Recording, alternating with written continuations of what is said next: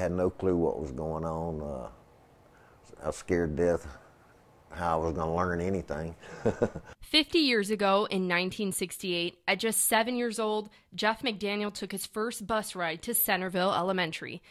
At the time, he didn't know he was one of the first students to attend the brand new 20-classroom school.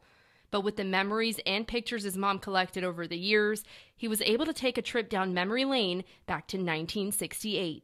Jeff says he rode the rural bus route, which had a 2-hour commute to school and another 2 hours from school. I was the first one to get picked up and the last one to get dropped off every day.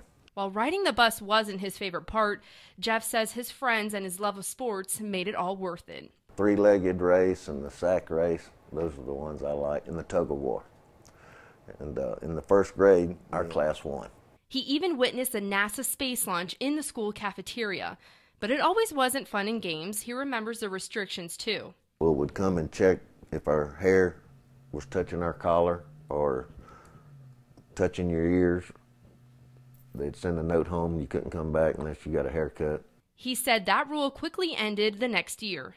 But if there's one thing he remembers the most, it was the moment he found out he was part of the first class to complete all 6 years of Centerville Elementary. It was kind of a surprise, but I have remembered that and talked about it with people at class reunions and stuff.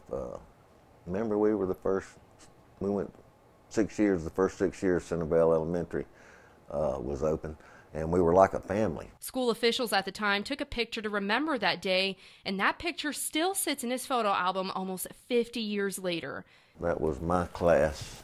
And with a new wave of students coming for the upcoming school year, Jeff has some advice for parents and students. Make friends, learn as much as you can. I'd hope that the parents would get involved. In Centerville, Victoria DeCardenas, WGXA News.